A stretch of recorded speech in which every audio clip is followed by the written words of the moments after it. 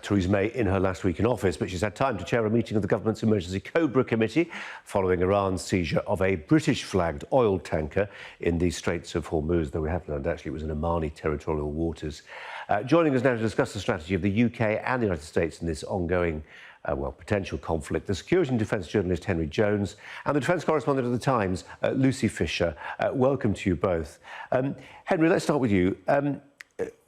If you were in the Cobra meeting and you were the Secretary of State for Defence, what would you be advocating?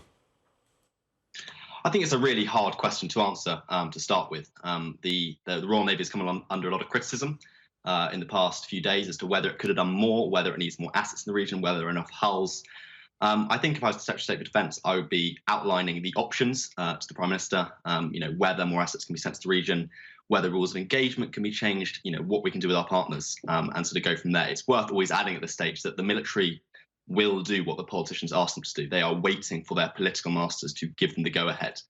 We understand last week that happened, that sort of exact process happened, where the Ministry of Defence sort of outlined a whole load of options, pulled down the street and weren't given the green light. So that's what I imagine will happen in Cobra today. Lucy, your newspaper, The Times, publishing today a helpful guide to the reduction in size of the Royal Navy. 82, 83, 45 frigates down to, not quite a fraction of that number, but something like a third to where we were. If gunboat diplomacy is to work, then there have to be gunboats. Well, that's right. As ever, it's a slightly more nuanced picture than just straightforward numbers. Of course, the defence budget as a whole has decreased pretty significantly since the start of this decade. There's concern that defence has borne the brunt of austerity more than other departments. As for the allocation of resources from that defence budget, however, quite a lot has gone to the Navy, particularly to the carrier strike group, £6.2 billion to state-of-the-art aircraft carriers. It's just that we haven't very much invested in the kinds of frigates and destroyers, the military escort vessels that are needed to protect key shipping routes in the Gulf and around the Strait of Hormuz in particular. Just hearing on the news wires that the Iranian embassy in Delhi says that the mariners from India and the majority of the seamen on board the tanker that was seized were Indian, are in good health. I think that's the first word we've had about their condition. Henry, just in terms of the strategy that the Ministry of Defence might employ in the future, I mean, everybody agrees this is a narrow stretch of water. It is contested. It increasingly looks like the Iranians have actually gone into Omani territorial waters. There has been criticism of the Ministry of Defence. Should there be a convoy system? Have we the wherewithal to mount a convoy system? How many picket ships would be needed to do that sort of thing? So there's all sorts of speculation as to whether we are capable of mounting a convoy system. I've heard, someone say this morning that you could do a convoy system with just one more frigate. I think that's probably unlikely.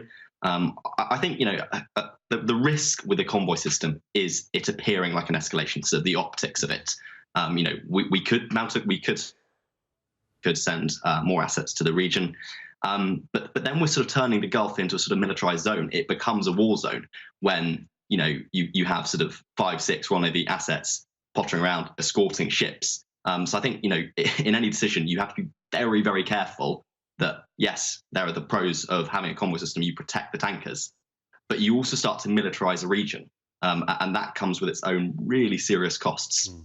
Lucy, we know, don't we, that procurement in the military is a really vexed and difficult area because, OK, there may have been political reasons behind the aircraft carriers, but they're there for a particular type of threat. But when you've got an asymmetrical situation, you've got little fast boats with relatively puny weaponry charging at supertankers, an aircraft carrier is useless. Well, that's true. I mean, the aircraft carriers, as you say, have a different design function than to come against a sort of threat like that. Of course, asymmetric warfare works both ways.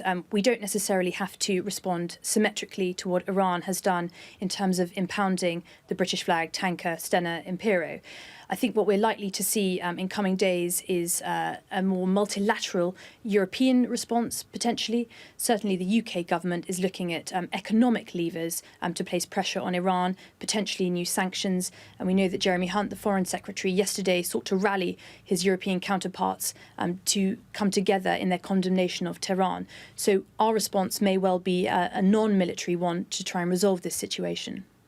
Henry, just a thought on the nature of Britain as a maritime nation and what the bare minimum required to not just defend our own territorial waters, but make sure that the trade that we so rely on and are likely to keep on relying on in the future is protected. Is the Royal Navy big enough for that function?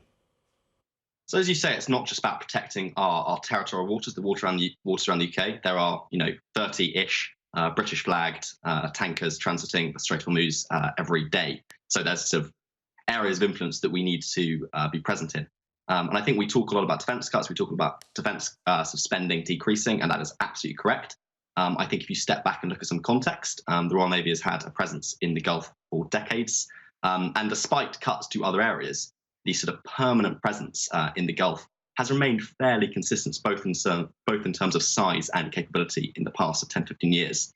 So despite the fact there's this big discussion around, whether we're big enough, obviously, it's worth adding that whilst we only have one warship in the region, that's one more than every other nation on Earth, bar the US. And we have the second largest permanent presence there. So it's not really to be sniffed at, I think. Interesting point, that. Henry Jones, Lucy Fisher, thanks both very much.